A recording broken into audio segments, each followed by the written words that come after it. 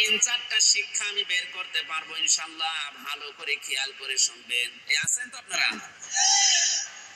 ওই জামানায় একটা মহিলা মারা যায়, পাশের বাড়ির কয়েকটা ওই পাড়া থেকে একজন মহিলাকে নিয়ে এসেছে যে লাশটা একটু ধুইয়ে দেন। একজন মেয়ে লোককে ধোয়ানোর জন্য আর একজন মেয়ে লোক লাগবে না। চারিদিকে ঘিরে দিয়ে যখন তাকে পরীক্ষা নিরীক্ষা করে পুরা শরীরকে পবিত্র করার জন্য পেটে চাপ দিলেন, পায়খানা প্রসাব বের হয় কিনা এটা পবিত্র করার জন্য তার শরীরের কাপড়গুলো সরানোর পরে এই মহিলা একটা মন্তব্য করে ফেলেছিল। খুব ভালো করে খেয়াল করে শোনেন। মন্তব্য করার সময় হাতটা লাগিয়েছে ওনার রানের উপরে, পায়ের নিচে যে রান আছে রানের উপরে যে হাত লাগিয়েছে, হাত গেছে আটকে, আর করতে চাই না। প্রায় অর্ধেক বেলা চলে গেল, হাত খোলে না, চামড়ার সাথে এই চামড়া অ্যাটাচড হয়ে গেছে একেবারে সিমেন্টের মতো, তার সাথে এই চামড়া অ্যাটাচড হয়ে গেছে একেবারে সিমেন্টের মতো লেগে গেছে। এলাকায় যে ইমাম আছে তাকে জিজ্ঞাসা করছে কি করা যায়, উনি ফতোয়া দিলেন এক কাজ করে, জীবিত মানুষদের তো আর হাত কেটে ফেলা যাবে না, ওই মহিলা যে মারা গেছে তার ওই জায়গা থেকে কেটে বাদ দিয়ে দেন। কিন্তু যার বউ মারা গেছে ওই স্বামী বলছে না, আমি এটা হতে দেব না, আমার বউ ভালো মানুষ ছিল, আমার বউ নেককার মহিলা ছিল, তাকে আমি এই কাজ, তার শরীর এখন মারা গেছে, শরীরের চামড়া আমি কাটতে দেব না, দরকার হয় আপনি এই মহিলার হাত কেটে ফেলেন। এই মহিলার স্বামী রাজি নাকি? আমরা ওই পাড়া থেকে আসলাম উপকার করার জন্য, আমাদের কোনো লাভ ছিল না, আপনার বউ তো মারাই গেছে, ধোয়ানোর জন্য তো লোক লাগে, দাফন কাফনের জন্য আমরা এসেছিলাম প্রতিবেশী হিসাবে সাহায্য করার জন্য, এসে একটা বিপদে পড়ে গেছে, আর আমার জীবিত বউকে তাজাবর হাত কেটে নেবেন আপনি, আমি জীবনও হতে দেব না, আমার বউ অনেক ভালো নেককার। মা বোনেরা যারা এসেছেন, এই ঘটনা থেকে 3-4টা শিক্ষা আমি বের করতে পারবো ইনশাআল্লাহ, ভালো করে খেয়াল করে শুনবেন। এই আছেন তো আপনারা? এতটুকু পর্যন্ত শেষ না, জেলার ইমাম, রাজধানীর ইমাম যারা আছে তাদেরকেও ডাক দেওয়া হয়েছে, বড় বড় আলেম এসেছে, বলছে না কোনো সমাধান আমরা পাচ্ছি না। ওই দেশের প্রধান বিচারপতি তখন ছিলেন মদিনার ইমাম মালিক রহমতুল্লাহ আলাইহি, জগৎ বিখ্যাত আলেম তিনি, তাকে ডাক দেওয়া হয়ে গেল যে আপনি আসেন, সমাধান তো করা যাচ্ছে না, সারা দিন কেটে যাচ্ছে, এই মহিলার তো এখন পোশাক পায়খানার প্রয়োজন, খাবার দাবারের প্রয়োজন, কি করা যায়? উনি বললেন ঠিক আছে ব্যবস্থা করো, একটা ময়দানে আমি আসতেছি। মেয়েদেরকে আলাদা পর্দার ভেতরে দিয়ে পর্দার আলে দাঁড়িয়ে ইমাম মালিক রহমতুল্লাহ আলাইহি ডাক দিলেন মহিলাকে, এই মহিলা এদিকে তাকাও, ভালো করে লক্ষ্য করো, আমি ইমাম মালিক বলছি, এদেশের প্রধান বিচারপতি, চিফ জাস্টিস, মুসলমানদের ঈমান কেমন হওয়া দরকার, প্রধান বিচারপতির যোগ্যতা কি কি হওয়া দরকার, এই ঘটনার ভেতরে আপনি পাবেন। ইমাম মালিক রাহমাতুল্লাহ আলাইহি মহিলাকে জিজ্ঞাসা করলেন কি কি হয়েছে, একেবারে প্রথম থেকে পর্যন্ত সব আমাকে শোনাও, পর্দার আড়াল থেকে। মেয়েটা বলছে এই হয়েছে। ইমাম মালিক কথাগুলো শোনার পরে বললেন কই কিছু তো মিলছে না, তোমার হাত তো লেগে থাকার কথা না, আমার কাছে কিন্তু রাডার আছে, কোরআনে কারীম আছে, আমার কাছে হাদিস আছে, আমি আজ পর্যন্ত কোরআন এবং হাদিস দেখে কোনো ফতোয়া দেইনি, কোরআন হাদিসের ফতোয়া আমার প্রায় সব জানা আছে, আমি রাডার দিয়ে কিন্তু ধরে ফেলবো, তাড়াতাড়ি বলো কি করেছে তুমি। মেয়েটা তো ভয় পেয়ে গেছে, কথা বলতে আর নারাজ, রাজি না, যা বলেছে এতটুকুই। ইমাম মালিক বললেন না, কোরআনে কারীমের আয়াত আমার আল্লাহ নাযিল করেছে যেটা একটাও মিথ্যা না, ওয়া তাম্মাত কালিমাতু রাব্বিকা সিদকাও ওয়া আদলা লা মুবাদদিলা লিকালিমাতিহি ওয়া হুয়াস সামিউল আলীম। সূরা নামের 115 নম্বর আয়াতটা তিনি বললেন। ইমাম মালিক ডাক দিয়ে বলে আল্লাহর বান্দি, কোরআনে কারিমে আল্লাহ যে আয়াতগুলো দিয়েছেন এটাকে দুইটা তিনটা জিনিস দিয়ে পরিপূর্ণ। এক নাম্বারে আল্লাহ যত কথা কোরআনে দিয়েছেন সব সত্য কথা। দুই নাম্বারে এটা ভারসাম্যপূর্ণ, এটা ন্যায় বিচার দিয়ে পরিপূর্ণ করা। তিন নাম্বারে কোরআনের কথা কিয়ামত পর্যন্ত কোনো পরিবর্তন রদ বদল নেই। সুবহানাল্লাহ বলতে পারেন? তুমি যা বলো এর সাথে তো মেলে না। সত্যি করে বলো কি করেছো। মেয়েটা ডাক দিয়ে বলছে, কয় আমার তো কিছু করার মতো আমি দেখি না। হ্যাঁ, আমি একটা জিনিস করেছি। আমি যখন তার কাপড়টা তুললাম শরীর থেকে, পায়খানা প্রসাব পরিষ্কার করার জন্য কাপড় যখন লজ্জাস্থান থেকে সরিয়েছি, তখন তার এই রানের উপরে যে হাত রেখেছিলাম এই সময় একটা মন্তব্য করেছিলাম। মন্তব্যটা কি? যে এই মহিলার সাথে আমি একজন পুরুষ মানুষকে হেঁটে যেতে দেখেছিলাম। ওই দিন থেকে আমার মনের ভেতরের উপর একটা খারাপ ধারণা ছিল। তুমি উপরে উপরে খুব ভালো মানুষ মনে করো, তোমার সাথে একটা পুরুষকে আমি হেঁটে যেতে দেখেছি, অথচ ওই পুরুষটা কে ছিল আমি ওটা জানতাম না। আন্দাজে কাউকে দেখে আশেপাশে ধারণা করা, একটা মানুষ হেঁটে যাচ্ছে তার পাশে যদি মহিলা থাকে, ওটা তো তার বোনও হতে পারে, মাও হতে পারে, খালাও হতে পারে। কথা বলেন না কেন? আমি এই যে ধারণাটা তার প্রতি করলাম, একটা নিক্ষেপ করলাম ধারণা। ইমাম মালিক বলেন আমার কাছে রাডার তো এইটা, আমি এতক্ষণ মেলাতে পারছিলাম না। সূরা নিসার 112 নম্বর আয়াত আমার জানা আছে, ওয়ামাইয়া কিসবে খতিয়াতান আও ইসমান সুম্মা ইয়ারমি বিহি বারিয়ান ফাকাদ ইহতামালা বুহতানা ওয়া ইসমাম মুবিনা। আল্লাহ পাক বলেন দুনিয়ায় এমন অনেক মানুষ আছে নিজে অন্যায় করে, নিজে খারাপ কাজ করে, আর এই অন্যায়টা একটা ভালো মানুষের উপরে চাপিয়ে দিয়ে নিজে ভালো সাজে। এই লোকটা যেন প্রকাশ্য পাপের বোঝা বহন করে নিয়ে বেড়াচ্ছে। তুমি নিজে হয়তো এরকম কোন কাজ কারবার করে বেড়াও, আর এই লোক এই মহিলার উপর একটা খারাপ ধারণা করে এই ধারণা নিক্ষেপ করলে, এই কারণে আল্লাহ তোমার শাস্তি দেওয়ার জন্য ব্যবস্থা করেছে। দ্বিতীয় নাম্বার আয়াতটাকে শোনালেন সূরা নিসার 2 নাম্বার আয়াত, সূরা নূরের 4 নাম্বার আয়াতটা, ওয়াল্লাযীনা ইয়ারমুনাল মুহসানাতি সুম্মা লাম ইয়াতু বিআরবা'তি শুহাদা ফাজলিদুহুম ইলা আখির আয়াত। আল্লাহ পাক বলেন কোন মানুষ যদি কোন নেককার নিরপরাধ মহিলার উপরে জেনার তহমত দিয়ে দেয়, খারাপ ধারণা করে, আর যদি 4 জন সাক্ষী হাজির করতে না পারে, তাহলে তারে 80টা বেত্রাঘাত করো। কয়টা? 80টা বেত্রাঘাত করা লাগবে তাকে। আর জীবনে তার কোন সাক্ষী এই পৃথিবীতে কবুল করা হবে না, গ্রহণ করা হবে না, আর সাক্ষী নেওয়া হবে না।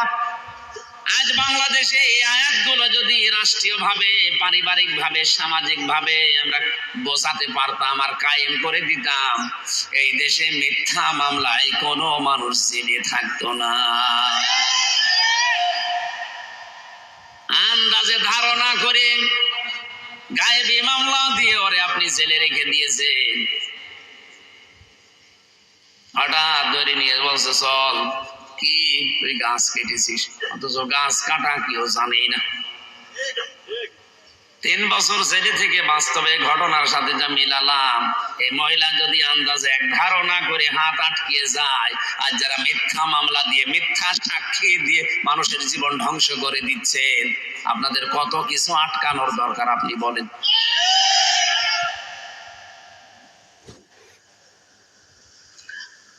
ইমাম মালিক রাহমাতুল্লাহ আলাইহি বলেন, আল্লাহর বান্দী, আমার কাছে 2 নাম্বারের সাক্ষী আছে। 2 নাম্বারের রাডার হচ্ছে নবীর হাদিস, মান সালিমাল মুসলিমুনা মিন লিসানিহি ওয়া ইয়াদিহি। ওই লোকটাই মুসলমান যার হাতের দ্বারা, যার মুখের দ্বারা মানুষ নিরাপদ থাকে।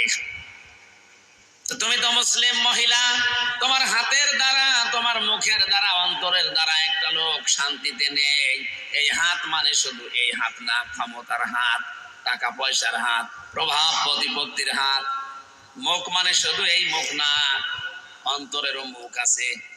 এই সমস্ত জিনিস দ্বারা মানুষকে কষ্ট দেওয়া, এটা আর মুসলমান থাকে না। আন্দাজে ধারণা করলে কোন কারণে বলো,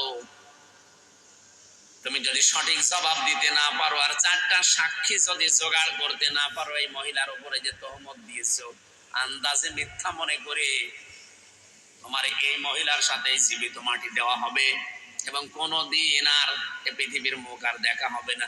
মহিলা তো কান্নাকাটি আরম্ভ করেছে, আমারে বাঁচান। আল্লাহ রাব্বুল আলামিন বলেন, আয-যানিয়াতু ওয়াজ-যানি ফাজলিদু কুল্লা ওয়াহিদিম মিনহুমা মিয়াতা জালদা। ইলা আখির আয়াত, সূরা নূরের 2 নম্বর আয়াতে এত কথা ব্যাখ্যামূলক এখানে আছে। আমি তাড়াতাড়ি করছি খুব সামারাইজ করার জন্য। ইমাম মালিক যখন এতগুলো কথা বললেন যে 80টা বেত্রাঘাত তোমাকে এখন করা হবে, আন্দাজে এই নিষ্পাপ মহিলার উপরে, নিরপরাধ একটা মুহসিনা নারীর উপরে অপবাদ দেওয়ার কারণে তোমারে আমি 80টা বেত্রাঘাত কোরআনের আইন দিয়ে আমি আদেশ দিয়ে দিলাম। একটা দুইটা করে প্রধান বিচারপতির কথা শুনে জল্লাদ যে আছে বেত চালাচ্ছে চামড়ার চাবুক দিয়ে। একটা দুইটা করে বেত মারতে মারতে মহিলা প্রায় নিস্তেজ হয়ে গেছে, 79টা হয়ে গেছে, কিন্তু হাত খোলে না। হাত ইমাম মালিক চিন্তা করলেন, কোরআনে কারীম দিয়ে যদি কোনো পাপের বিচার করা হয় আর বিচারটা যদি দুনিয়াতে হয়ে যায়, কিয়ামতের দিন আল্লাহ ওই পাপের জন্য ডবল করে আর বিচার করবে না। বিচার তো প্রায় শেষ, 79টা হয়ে গেছে আর মাত্র একটা আছে। জল্লাদ থেমে গেছে, হুজুর কি করব, আর মাত্র একটা বেত আছে, এখন যদি এটা মারার পরে হাত না খোলে মহিলাকে জীবিত কবর দিয়ে দেওয়া লাগবে, কোনো উপায় নেই। ইমাম মালিক বললেন, দাঁড়াও। অনেকক্ষণ পর্যন্ত চিন্তা করলেন, কেন হচ্ছে না, কেন হচ্ছে না।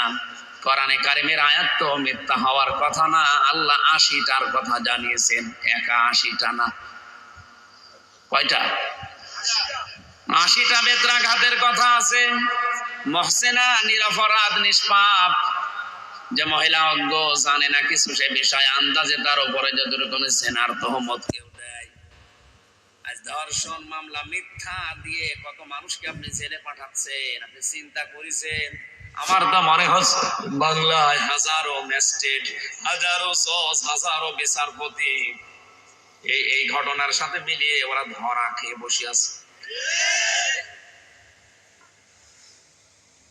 79টা হওয়ার পরে বললেন, একটু থামো দেখি কোরআনে কারিমে আর কোন বিষয়ে কোন বিচার ব্যবস্থা আছে কিনা, কোন ফয়সালা আছে কিনা দেখি।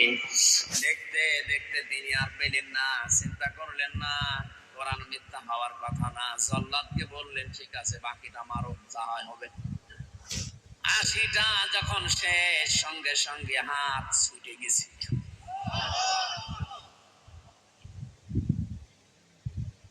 গাজীপুর বাসে ইমাম মালিকের এই ঘটনাটা কয়েক মিনিটে বলার আমার উদ্দেশ্য ছিল এই, জাতিকে সতর্ক করছি, যারা আজ মিথ্যা সাক্ষী দিয়ে, মিথ্যা মামলা দিয়ে, মিথ্যা তহমত দিয়ে মানুষ জীবনটা ধ্বংস করে দিচ্ছে, আপনার কি হবে আমি আশা করছি কয়েকটা পয়েন্টে আপনি বুঝে ফেলেছে।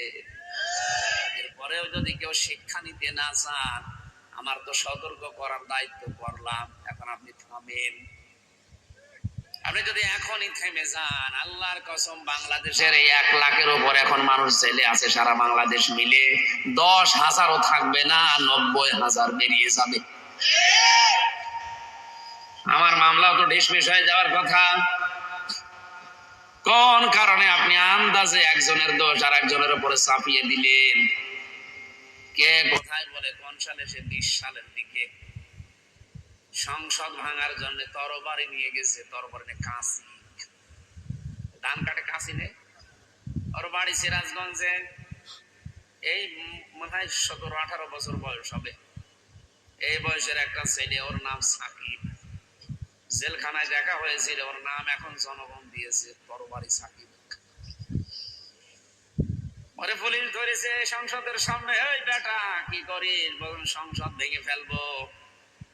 ভেঙে ফেলবে মানে? হ্যাঁ, আমি আমির হামজা হুজুরের, মুফতি হারুন স্যারের, মাহমুদুল হাসান এদের ওয়াজ শুনে আমি উদ্বুদ্ধ হয়েছি, সংসদ ভেঙে ফেলা লাগবে। পুলিশ বলছে বেটা এটা দিয়ে সংসদ ভাঙা যায়? ধান কাটা কাশি, সংসদ বোম মারলে ওড়ে না। আর তুমি সেই সিরাজগঞ্জ থেকে এসেছো, এটা ভেঙে ফেলবা তাও কাশি দিয়ে, শাবল নিয়ে আসলেও তো হইতো। তারপরও বানিয়ে ওকে সাজিয়ে বলে ঠিক আছে, যাদের ওয়াজ শুনেছে তাদের ধরে নিয়ে গেল। আমি বললাম কই রিমান্ডে যে আমার একটু দেখান তো আমি কোন ওয়াজ করেছি যে সংসদ ভাঙা লাগবে। আন্দাজে এই যে টপ টু বটন যারা এর সাথে জড়িত, মামলার আয়ু থেকে শুরু করে, আমার তো এই হাদিসটা আর এই আয়াতটা পড়ে সূরা নিসার এই 112 নম্বর আয়াত, ওমা ইয়াকসির খাতিয়াতান আও ইসমান সুম্মা ইয়ারমি বিহি বারিয়ান ফাকাদ ইহতামালা বুহতানা ওয়া ইসমান মুবিনা। বুহতান আছে, বুহতান আর গীবত এক জিনিস না। যে লোকটার ভেতরে দোষ আছে ওই দোষ যদি আপনি অন্যজনের কাছে বলেন এটা গীবত, আর যার ভেতরে দোষ নেই আপনি বানিয়ে বানিয়ে তার নামে যদি ওই দোষ চালান ওইটা বহতান, এটা আরো মারাত্মক। আমার নামে যেটা হয়েছে এটা গীবত না, এটা বহতান। যারা এই বহতানের সাথে জড়িত আল্লাহ বলেন এরা প্রকাশ্য পাপের বোঝা বহন করে বেড়াচ্ছে, শুধু দুনিয়া না আখিরাতে ওদের বোঝা আমরা দেখতে পাবো। সুতরাং আপনি থামেন। আমার মতো হাজারো মানুষকে এভাবে যারা স্ট্যাপে ফেলে, বিপদে ফেলে, বিপদের ভেতরে ফেলে দিয়ে তাদের জীবন যৌবন পরিবার সব নষ্ট করে দিচ্ছে। আপনি কোন নেশায় করছেন বলেন তো? আপনাকে মরা লাগবে না? মরণই বিশ্বাস করে না, মরা লাগবে।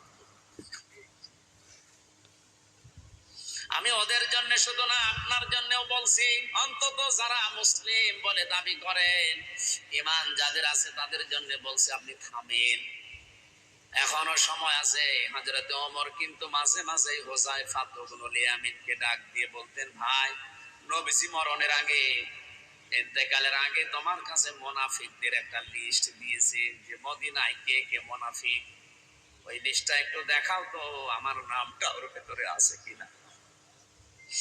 হযরত হুযায়ফা চোখের পানি ফেলে দিয়ে বলে, খলিফা কি বলেন? আপনি তো জিন্দা অবস্থায় জান্নাতের সার্টিফিকেট পেয়েছেন, নবীজি জানিয়েছেন আমার পরে কেউ নবী হলে হযরত ওমর নবী হয়ে যাবে। এত বড় সম্মান আপনার, আর আপনি বলেন এই লিস্টের ভেতরে আপনার নাম মুনাফিকের লিস্টে। হযরত ওমর চোখের পানি ফেলে দিয়ে বলে, ভাই হুযায়ফা, নবী ছাড়া কারো ঈমান নিরাপদ না, কে কখন বেঈমান হয়ে যায় বলা যায় না। নবীদেরকে আল্লাহ নিজে গাইড করেন, এই জন্য তাদের অসুবিধা নেই। কিন্তু আমরা তো সাধারণ মানুষ, সকালে ইমানদার আছে, বিকালে বেঈমান হয়ে যেতে পারি। তুমি এখনো দেখো লিস্টে যদি আমার নামটা থাকে তাহলে আমি এখনো তওবা করে ভালো হওয়ার সময় আছে। তারা যদি এই সেন্স নিয়ে চলতে পারে যে আমরা আছি কোথায়। আপনাকে থামার জন্য বলছে, আমি সতর্ক করলাম। আল্লাহ নবীকে যেমন ডাক দিয়ে বলেছিলেন কুম ফানজির, হে নবী দাঁড়ান, চাদর গায়ে দিয়ে, কম্বল গায়ে দিয়ে শুয়ে থাকার জন্য, বসে থাকার জন্য আপনাকে পাঠাইনি, আপনি দাঁড়ান। আমার মনে হচ্ছে আল্লাহ যেন আমাকে ঠিক এইভাবে করে অ্যাক্সিডেন্ট করার পরে মনে হচ্ছিল আমি আর দাঁড়াতে পারছিলাম না, আল্লাহ যেন আমাকে ডাক দিয়ে বলছে, হামজা ওঠো, জাতিকে সতর্ক করা লাগবে। কোথায় কুষ্টিয়া, কোথায় গাজীপুরে, 250 কিলোমিটার এই ভাঙ্গা পা নিয়ে এভাবে দৌড়িয়ে এসেছি। আল্লাহর কসম আমার নিজের শুধু লাভের জন্য না, কালকে আমার বাড়ি অনুষ্ঠান, অথচ সারা রাত এখন জার্নি করে যেয়ে ধরা লাগবে। এসেছি জাতিকে আল্লাহর কসম কোরআন সামনে নিয়ে বলছে সতর্ক করার জন্য। যারা এগুলোই লিপ্ত আছেন, খামতান এই তহমত দেওয়া, মানুষের জীবন নষ্ট করার জন্য যারা মেতে উঠেছেন, থামেন।